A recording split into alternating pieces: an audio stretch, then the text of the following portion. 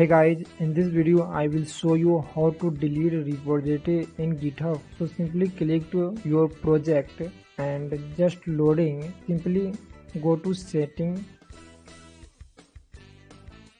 In this column you will change the repository name, then get below and simply delete the repository.